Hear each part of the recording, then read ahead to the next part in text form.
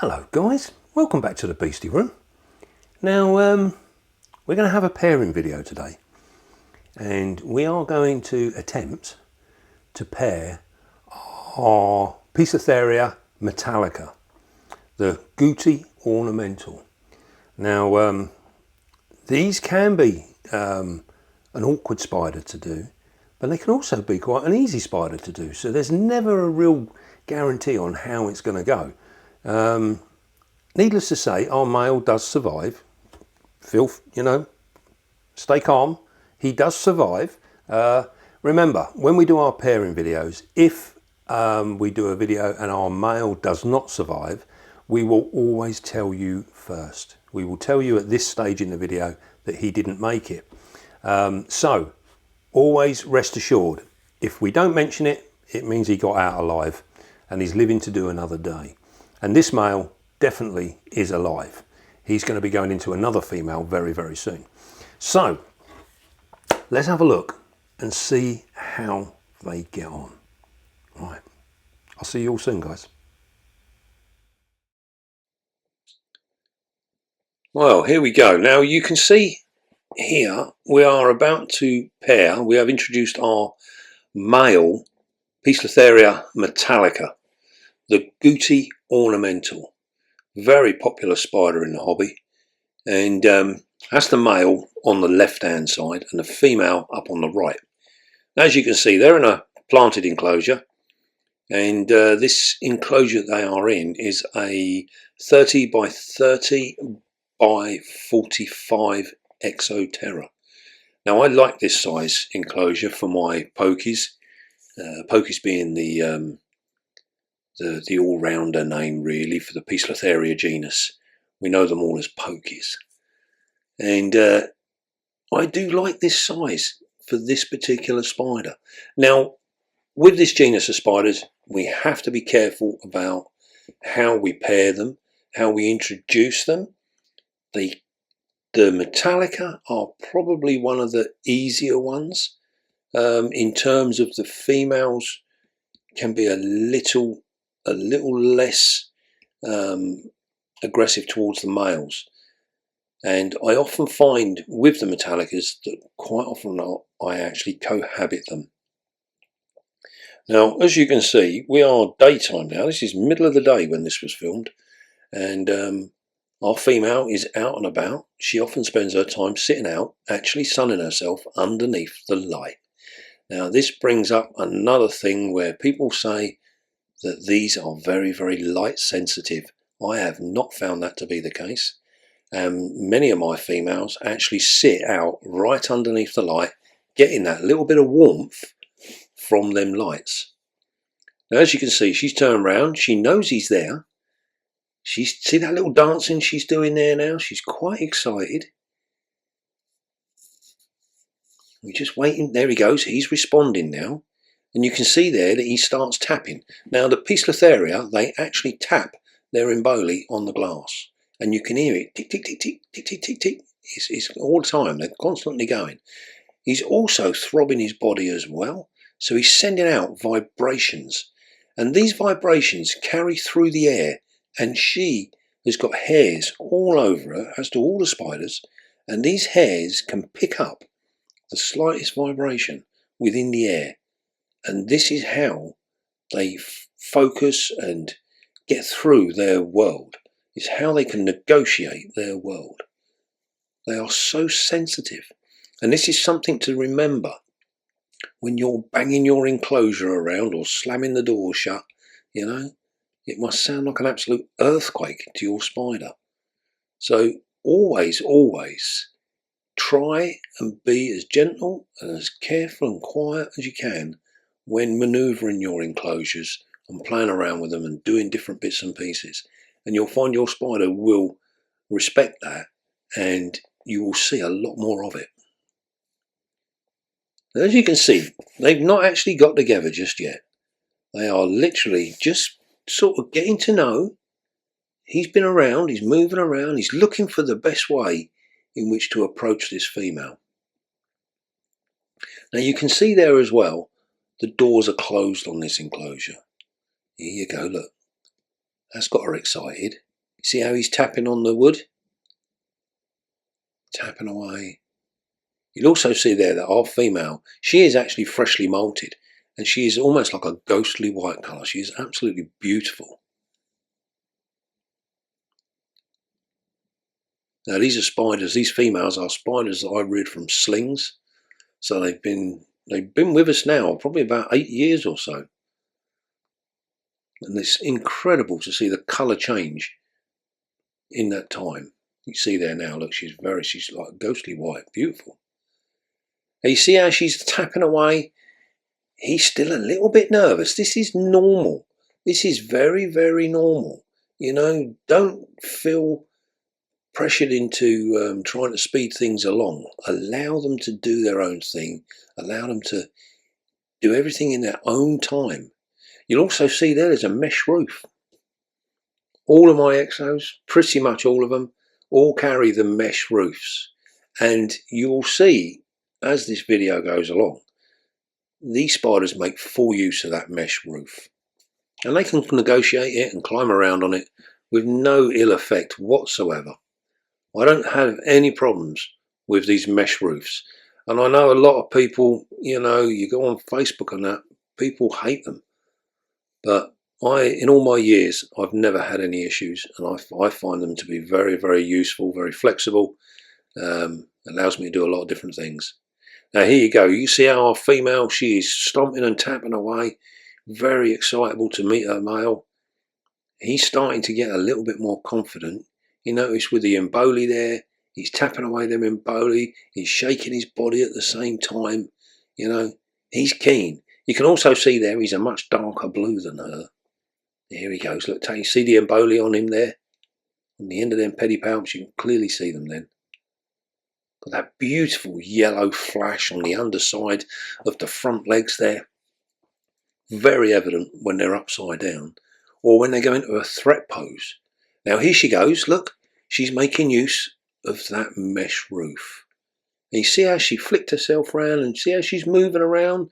No fear of getting stuck on it, getting hooked up. You know, she knows what she's doing. We don't need to worry about that. A little bit of a focus problem there. There you go. There you go. Now you see that yellow flashing. Now that yellow flashing is very, very useful when they throw a threat display, and they can literally warn off predators and things like that.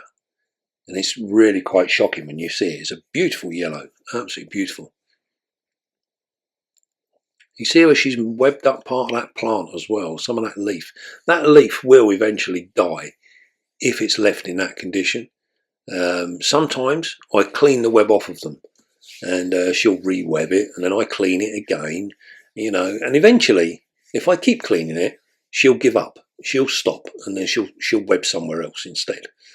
She'll realise it's just a waste of time. Now our male is creeping forward again now. What a beautiful, beautiful spider. Now another way of doing these, because I also house my female metallicas in 20 by 20 by 30 enclosures, which are smaller than the one that these are in now. When I pair those, I actually put them inside a large butterfly net, and I'll pair them overnight. So I take the top off and I open the doors and I allow the male free roam of that entire net. And that works equally well as well. You can't pair them in a smaller enclosure. I find this is the smallest enclosure I would actually lock them in together with. Anything smaller than that, you're asking for trouble. You can see that. Oh, look, we had contact then.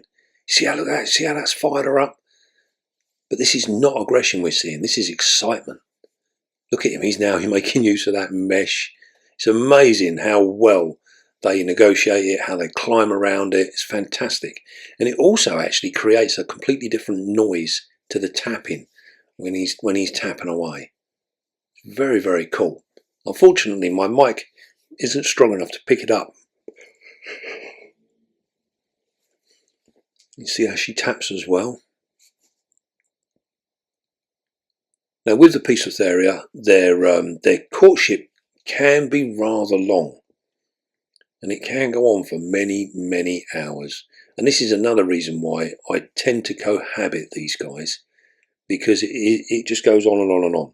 Now we tried filming this to hopefully see how well they would get on and what they would do. And it's a patience game. We've just got to be patient. But as long as they're behaving like they are now, we're in good hands now. You see how he backs off and he moves forward, he backs off, moves forward. He's looking for the right moment. Quite often with these, when they do get round to the point where they actually inseminate, quite often the male will inseminate very, very quickly. He don't hang about, and then he'll run away. Now you see we've got contact again now. Now this is good. You notice they've not dived away from one another. They've stayed close. He's still not 100% happy. He's moved off to the back a little bit, but, you know, here he comes. You see how they sort of like, very tentative, but she's giving him a lot of room. She's not pushing the speed of things, you know. She's being very, very attentive to what's going on.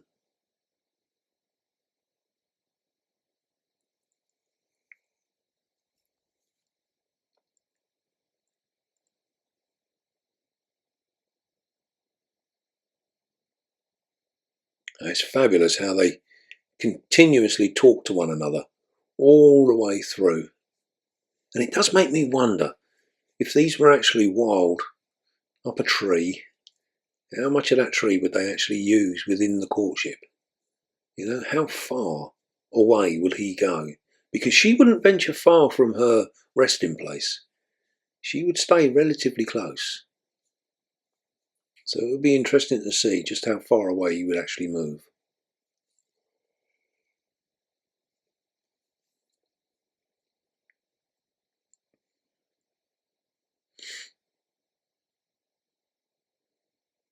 As we said, these are one of the easier ones, the Gooty Ornamental. If you want to get into breeding spiders and you want to try spiders, the best pokey to start with, in my opinion, is the Regalis, the Indian Ornamental. It's also one of the prettiest, I think. And they get fairly large. They get up to sort of 7 inches, maybe 8 inches sometimes. So they're a very, very prominent spider. And they're also reasonably good for your first sort of pairing of an arboreal spider. They are quite good. The majority of the time, females will cohabit with a male, and they can be left in for weeks at a time. I've had metallicas in before now for a month before removing him, and they've been perfectly fine. So as long as your animals are well fed and cared for, and they've got space is the key. That is what makes the difference with these guys, and it can be the difference between life and death. So bear that in mind. You'll notice also the abdomen sizes. Look at that female there. She hasn't got a massive abdomen, and I feel that the majority of these, as with many of the other spiders, we keep them a little bit on the large side. I think we could go quite a bit smaller. And I think much of that is, you know, it's just a hobby. It's fun to feed our spiders, so many of them end up getting overweight. But in the wild, most spiders, you look at their abdomen, you look at photographs of wild spiders and the size of their abdomen in comparison to their carapaces and what have you, they are quite often of the same sort of size of the carapace or a little bit smaller even.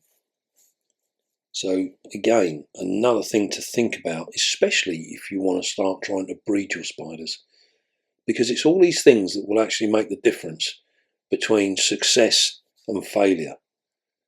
And you know, with some spiders, some of the more easily bred things, it doesn't make a lot of difference. But as you get into harder spiders, things that need a bit more conditioning and stuff like that, then it makes a massive difference. So why not use the same kind of protocol with all of the spiders, and then your success rate should be fairly good. See how she's doing a lot of waving and tapping. She's keen to sort of like get things going. He just needs to build his confidence a little bit. And like I say, it's a very, very long, drawn-out courtship with these guys. They do a lot of to-ing and fro-ing, and they can test your patience to the very limit. And this is why, one of the reasons why I like to cohabit them.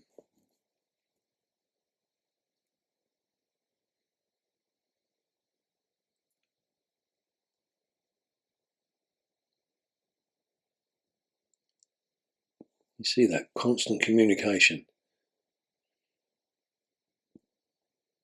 It's interesting now that we can actually see from certain different movements that our spiders make how that movement creates an answer in your opposite spider. And one of the other things that we've noticed, when we've paired spiders that are actually alongside one another, they will react to different species of spider. So one spider might tap, and another spider, it could be an arboreal spider, could be tapping, and a terrestrial spider, or we've even had fossorial spiders, females that are ready to breed, come out of their fossorial holes and tap to arboreal spiders on the other side of the room. So it's really quite fascinating, and it makes you wonder whether the language is maybe less complex than we think, and maybe it's like an overall language that all of them are using the same sort of language when they're talking to one another. I don't know. It's something that's very, very fascinating. Really interesting to see. So these guys ended up staying as they were. We cohabited them. So how do we know if they've paired? How do we know? Well, here you go.